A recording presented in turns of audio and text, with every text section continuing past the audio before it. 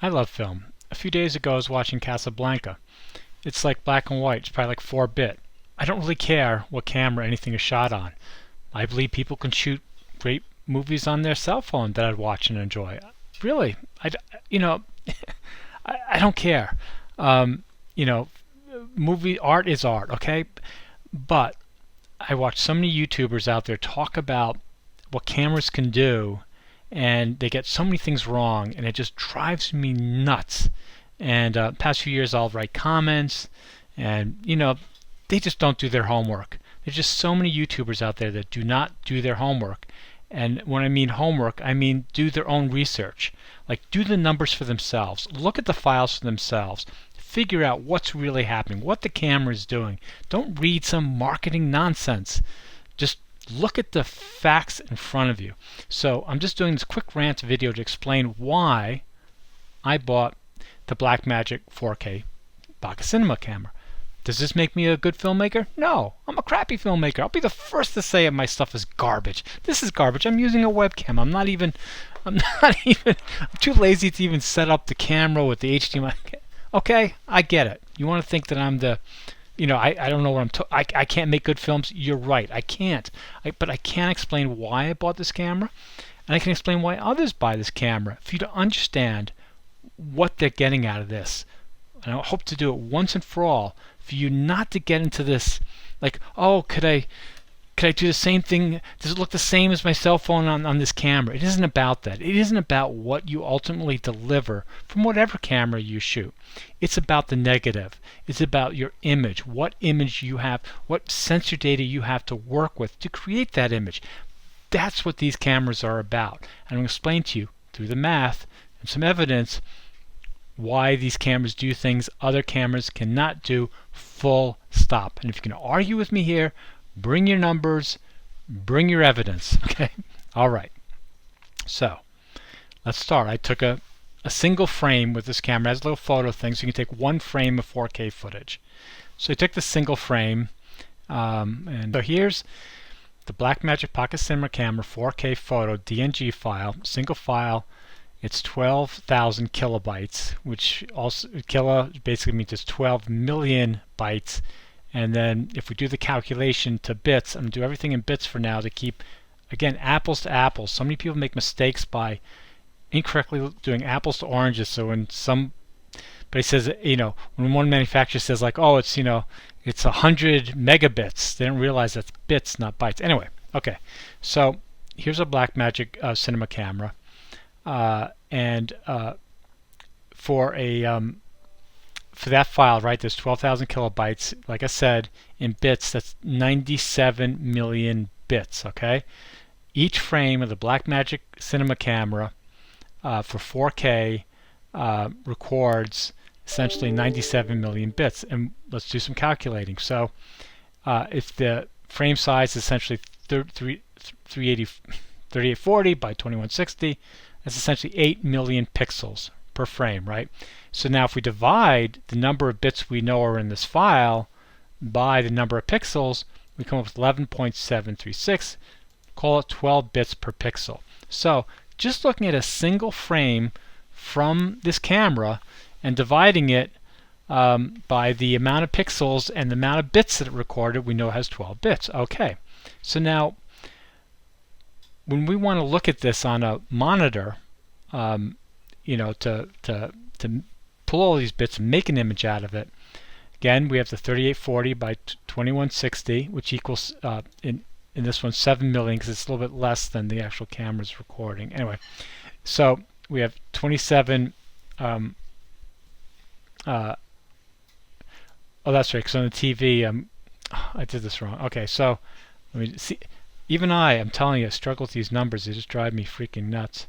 So I'm going to put this here because, anyway, whatever. 8 million pixels, right? Okay, so this show a single picture on your TV with all the data available from the camera at 12 bits, 99 million bits, right? Okay. So what does this mean? This means, obviously, when we're doing a movie, we're doing 24 of these frames per second, right? So it's basically just hard code this in. It's the 99 million times 24. So the bits per second that this camera is spewing out from its sensor to the data, to whether it goes ProRes or goes BRAW, whatever, it's basically putting out raw horsepower of 2 billion bits per second.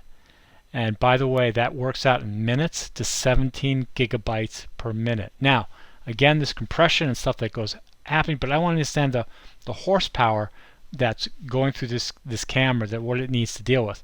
Now, by the way, it's the same thing internally for the GH5, only the GH5 very quickly shrinks that data down. And I'll explain why. So, our GH5, right, the highest recording is 24 frames per second, is 400 megabits per second, 422 10-bit ultra. Most people I see don't even understand what this stuff means, and I'm not going to go down the rabbit hole. Another video. But again, you can throw a gazillion words, and it doesn't change the fact it's 400 million bits per second. Okay? Say all you want, put all the fancy compression, whatever, in raw information about the image.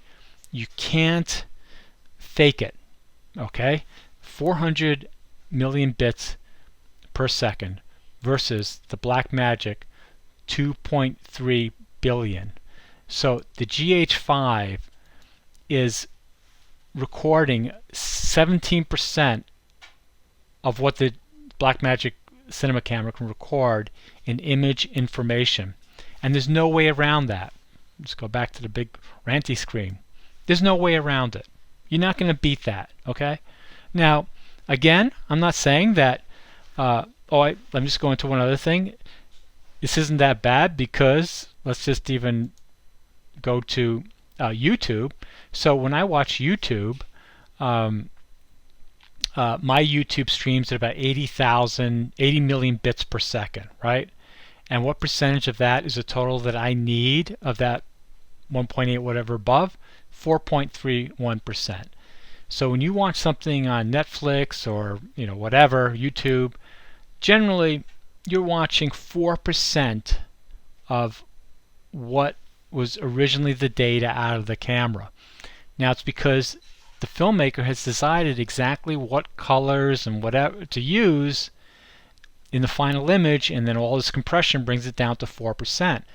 But what that means is if you took that data, that 4% data, there's no way you're getting back that other data, the other 96% that was thrown out to recolor your image or to set your highlights or shadows or whatever stuff you want to talk about. You can't do it. It's been thrown out. It's gone.